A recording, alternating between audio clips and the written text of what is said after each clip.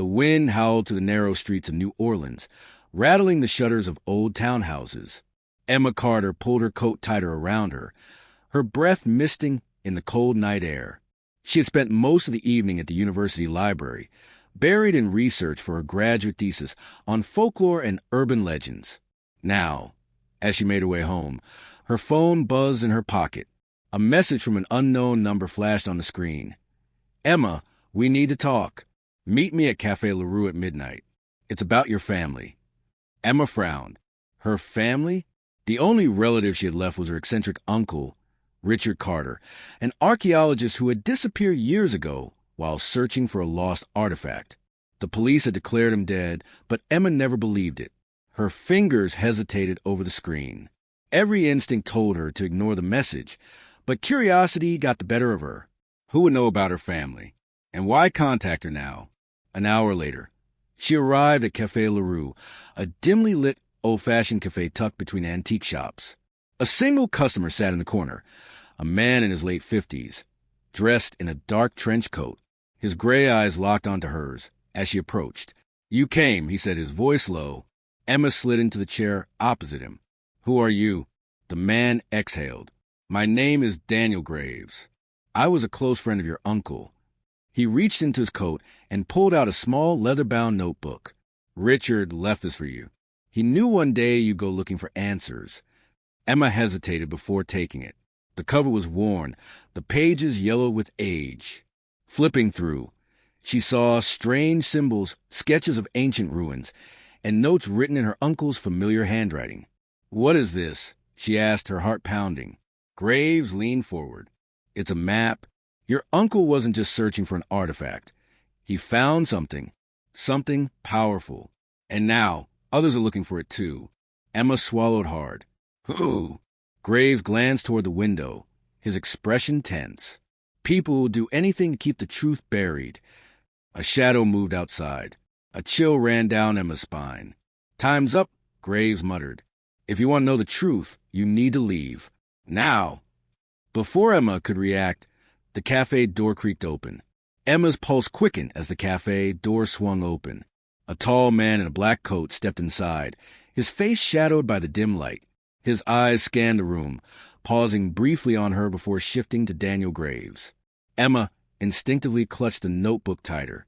Graves tensed. "We have to go. Now." Before she could protest, he grabbed her wrist and pulled her toward the back door. The man in the black coat started moving toward them. "Hey!" The barista called out, but Graves didn't stop.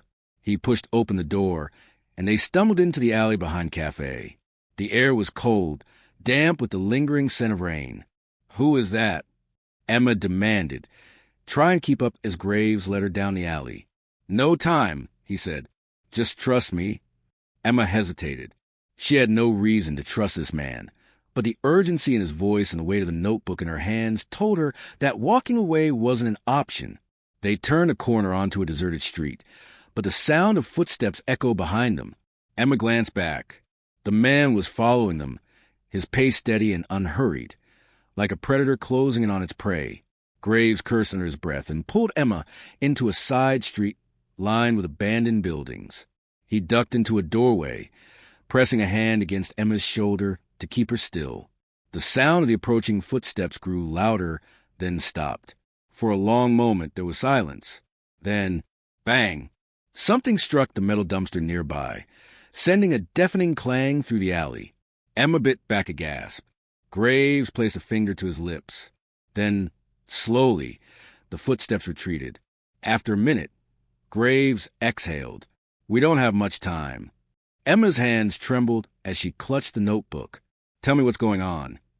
Graves nodded, leading her further into the shadows. "Your uncle found something buried beneath the ruins of an ancient temple. Something that was never meant to be uncovered." Emma swallowed. "An artifact?" Graves hesitated. "Not just any artifact. A key. One that unlocks something far more dangerous than you can imagine." Emma shook her head. "This doesn't make sense. Why would someone be after me?" "Because Richard left a final clue to you," Graves said. "And now they think you know where it is." Emma opened the notebook again. scanning the notes. There were coordinates, sketches of ruins, symbols she didn't understand. Her uncle's handwriting, frantic in the margins. The key must never fall into wrong hands. She looked up at Graves. What happens if they find it? His expression darkened. Then we're all in danger. A car engine rumbled in the distance. Graves turned toward the street, then back to Emma. We have to leave the city. Tonight. Emma's mind raced. Just hours ago, she had been an ordinary graduate student. Now, she was being hunted for secrets she didn't even understand. But one thing was clear. There was no turning back now. Emma barely had time to process Graves' words before he grabbed her hand and pulled her into motion. The city's cold night air hit her face as they stepped out of the alley onto a dimly lit street. Streetlights buzzed overhead, casting flickering pools of yellow light on the wet pavement. A sleek black sedan was parked near the curb. Graves yanked the passenger door open. Get in. Emma hesitated. Everything about this was insane. She should run, call the police, do something other than trust a stranger who would just drag her through the back alleys of the city. But then she thought about the man in the black coat, the weight of the notebook in her hands, and her uncle's frantic notes. She slid into the seat. Graves shut the door behind her and jumped into the driver's side. The engine roared to life, tires screeching as they sped away. Emma turned to him. Where are we going? To get ahead of them, Graves said, eyes flicking to the rearview mirror. Emma followed his gaze. Her stomach dropped. 2 black SUVs had turned onto the street behind them. Their headlights blazed, gaining speed. They're following us, she whispered. No kidding. Graves tightened his grip on the wheel. Hold on. The car shot forward, weaving through traffic. Emma clutched the seat as Graves veered onto a side street, barely avoiding a parked car. The SUVs followed, their tires screeching as they closed a gap. One of the SUVs pulled up beside them. The tinted window rolled down just enough for Emma to see a gloved hand and the barrel of a gun. Down! Graves shouted. Emma ducked just as a shot shattered the passenger side mirror. Glass rained onto her lap. Are they trying to kill us? She yelled. They're trying to stop us, Graves corrected. But if they have to kill us to do it, they won't hesitate. He slammed the brakes. The sudden stop sent Emma lurching forward against her seatbelt. The SUV beside them shot past. Graves yanked the wheel to the left and sped down another alley. The car barely squeezed between 2 dumpsters, scraping against the walls. The alley opened into another street, and Graves took a hard right. The SUVs weren't behind them anymore. For now, Graves drove in silence for a few minutes, keeping the side streets. Only when they reached the outskirts of the city did he slow down. Emma's heart was still racing. What the hell is going on? Graves exhaled. That was just a warning. They could have taken us out back there if they really wanted to. Emma shivered. So what do they want? Graves glanced at her. They want the key, and they think you know where it is. Emma ran a hand through her hair. I don't even know what my uncle was working on. You will, Graves said, because we're going to find it first. Emma swallowed hard. She had no idea what she was getting herself into. But one thing was clear. There was no escaping this now. The chase had only just begun. The car rumbled down the quiet back roads, the city lights fading into the distance. The tension inside the vehicle was thick, but Emma's mind was racing faster than they were driving. Her uncle had been hiding something important enough to get him killed. And now, these people were after her, thinking she held the key. She turned to Graves, who was gripping the wheel like it was the only thing keeping them alive. You said they're looking for a key. What kind of key are we talking about? A literal one? A password? What? Graves didn't answer right away. His jaw was tight, his focus on the road. It's not a physical key, he finally said. At least, not the kind you're thinking of. Your uncle, Richard Carter, was working on something classified, something dangerous. And if the wrong people get their hands on it, he shook his head. Let's just say we don't want that to happen. Emma frowned, clutching the old notebook she had taken from her uncle's study. The pages were filled with scribbled notes, sketches, and strange symbols that made no sense to her. This doesn't tell me anything. Maybe not at first glance, Graves said, but your uncle wouldn't leave you empty-handed. He must have hidden something in there, some kind of clue. Emma flipped through the pages, her eyes scanning every detail. She had barely paid attention to her uncle's work before, thinking of it as just another one of his obscure research projects. Now, she wished she had asked more questions while she had the chance. Then something caught her eye. A small smudge on one of the pages. No, not a smudge. It was ink, but it looked different from the rest of the writing, like it had been added later. Carefully, she traced her fingers over the page, feeling for any differences in texture. That's when she noticed it. Hold on. She squinted at the words. Some of the ink had a faint sheen under the dim car light, almost like it's written in invisible ink, she realized. Graves glanced over. Good. Now we just need to reveal it. Emma thought for a moment, then pulled out her phone. She turned on the flashlight and angled it over the page. Nothing. Try heating it, Graves suggested. Emma bit her lip, then held the notebook close to the car's heater vent. Slowly, words began to appear. Her breath caught. St. Mark's Library. Ask for the hollow room. Emma read the words aloud, her pulse quickening. Graves nodded. That's our next stop. But what does it mean? She asked. It means your uncle left us a trail to follow, Graves said. And if he went through the trouble of hiding this message, then whatever's at St. Mark's Library is the key to everything. Emma stared at the words, feeling the weight of their meaning. The chase wasn't over. It was just getting started. The old library loomed before them, its towering stone pillars casting long shadows under the dim glow of the streetlights. St. Mark's Library had stood for over a century, its grand architecture untouched by time. But tonight, it wasn't just a place of books and knowledge. It was a puzzle waiting to be solved. Emma tightened her grip on the notebook as she followed Graves up the steps. The weight of her uncle's hidden message pressed heavily on her mind. Ask for the hollow room. Inside, the air smelled of age paper and ink. Rows upon rows of bookshelves stretched into the distance, and the soft murmur of late-night scholars filled the space. A lone librarian sat at the front desk, an older woman with thin glasses perched on her nose. She barely glanced up as they approached. Emma took a breath and leaned in. I'm looking for the hollow room. The librarian's fingers paused over the keyboard. For a moment, Emma thought she might deny knowing anything. Then, with a barely perceptible nod, she reached beneath the desk and pulled out a small brass key. Third floor, the woman said quietly. Last door on the right. Emma exchanged a glance with Graves before taking the key. Without another word, they made their way upstairs. The third floor was eerily silent. Most of the lights had been turned off, leaving only faint beams from old chandeliers to guide them. They counted the doors as they walked. 1, 2, 3. Emma stopped at the last door on the right. Unlike the others, this one had no label. She slid the key into the lock, and with a soft click, the door creaked open. Inside, the room was empty except for a single wooden desk and a row of bookshelves covered in dust. The air was thick with the scent of old parchment, as if no one had stepped inside for years. This doesn't make sense, Emma murmured, running her hand over the desk. There has to be something here. Graves moved to the shelves, scanning the titles. Your uncle wouldn't have sent us here without a reason. Emma's fingers traced the edge of the desk and stopped. Something felt off. She pressed down and a faint click echoed through the room. A hidden compartment slid open. Inside was a small black notebook.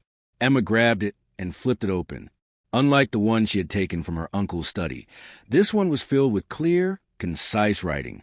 Coordinates, names, codes, and at the bottom of the last page, a final message. If you found this, they're already watching. Trust no one. A chill ran down Emma's spine. Suddenly, footsteps echoed from the hallway.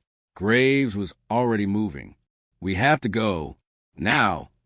Emma stuffed a notebook into her jacket as they bolted out the door. Whoever was watching, they were close. And now they knew Emma was, too. Emma's heart pounded as she and Graves sprinted down the dimly lit corridor. Behind them, the echo of hurried footsteps grew louder. Whoever was following them wasn't trying to stay hidden anymore. "Faster!" Graves hissed, grabbing Emma's arm as they rounded a corner. The library's vast hallways twisted like a maze, but Graves seemed to know exactly where to go. "There!" He pointed to a side door. Without hesitation, Emma shoved it open, and they slipped inside just as the footsteps reached the corridor behind them. The room was pitch black. Emma pressed her back against the wall, struggling to control her breathing. Graves did the same, his silhouette barely visible in the faint glow from the hallway. Seconds passed. The footsteps slowed. A shadow moved just beyond the doorframe. Emma held her breath. Whoever it was, they hesitated for a moment, then kept walking. The sound of their steps faded into the distance. Emma exhaled shakily. "Who was that?" "I don't know," Graves whispered, "but they weren't here to check out a book." Emma clenched a notebook in her hand. The weight of its secrets felt heavier now. "If you found this, they're already watching." She wasn't sure if her uncle had written those words for himself or for her, but either way, it was clear. Someone didn't want her uncovering the truth. Graves cracked the door open, peering outside. "We need to get out of here." Quietly, Emma nodded, and together, they slipped back into the hallway. The library's atmosphere had shifted. The warmth of books and knowledge had been replaced by an unsettling stillness, as if the very walls were listening. They moved carefully, avoiding the main stairwell. Graves led them to an emergency exit, pushing open a heavy door just enough to check outside. The alley behind the library was empty. "This way." Graves motioned for her to follow. They stepped into the cold night air, the door clicking shut behind them. For a brief moment, it felt like they were safe. Then Emma noticed a figure standing at the end of the alley, a man in a dark coat, watching them. He didn't move. He didn't speak. He just stood there, his presence radiating an unspoken threat. Graves tensed beside her. "We keep walking," he murmured. Slowly, Emma swallowed hard and forced herself to move.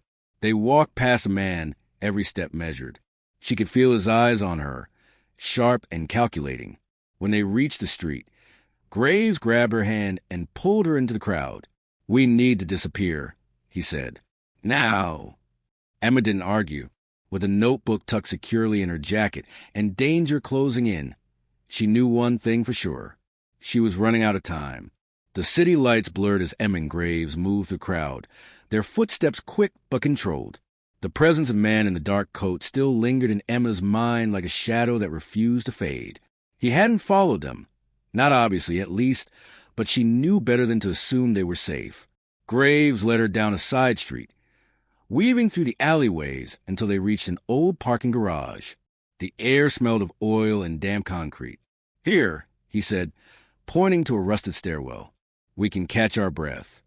Emma followed him up to the second level, where they crouched behind a row of abandoned cars. Her fingers tightened around the notebook. "We can't keep running," she said, voice barely above a whisper. "Whoever is after us, they know what I have." Graves wiped a hand over his face. "Yeah, and they're not going to stop." Emma opened the notebook, flipping through the pages filled with her uncle's cramped handwriting. The coded symbols, the circled words, it all pointed to something bigger. Then, her eyes landed on a passage she hadn't noticed before. "If you're reading this, it means you've come too close. You need to understand, this isn't just about me. It's about what I found. And if they know you have this, they'll do anything to keep you quiet." Emma's throat tightened. Her uncle hadn't just been researching old records. He had uncovered something dangerous, something worth killing for. Graves leaned over, scanning the page. "There's an address," he said, pointing to a line scribbled in the margins. 24 Brookside Lane. That's on the outskirts of the city. Emma's pulse quickened. That has to be it. Whatever my uncle was trying to hide. It's there. Graves exhaled. "Then we go. But we're not walking in blind." They left the parking garage, staying in the shadows as they made their way across the city. An hour later, they stood outside a small, abandoned house on Brookside Lane. The windows were boarded up, the front door slightly ajar. Emma hesitated. What if this is a trap? Graves glanced around. Then we're already in it. Taking a deep breath, Emma pushed the door open. The inside was dark and cold, the air thick with dust. Papers were scattered across the floor, as if someone had been searching for something in a hurry.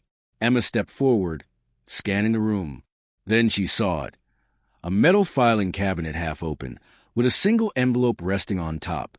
She picked it up, heart hammering. Inside was a photograph, her uncle, standing beside a man she didn't recognize. Behind them was a massive vault door. Graves peered over her shoulder. What the hell is this? Emma flipped the photo over. On the back, a handwritten note read, "The truth is buried where the past was erased." Before she could process the words, a floorboard creaked behind them. They weren't alone. Graves grabbed her arm, pulling her behind the filing cabinet as a shadow moved in the doorway. Emma held her breath, gripping the photo tightly. A voice cut through the silence. "You should have stopped looking." Emma turned slowly. The man from the alley. Now, standing just a few feet away. And this time, he wasn't alone. In life, the pursuit of truth often comes with challenges, risks, and moments of doubt. Emma's journey teaches us that uncovering the truth isn't just about knowledge. It's about courage. Too often, people turn away from difficult realities because they fear the consequences.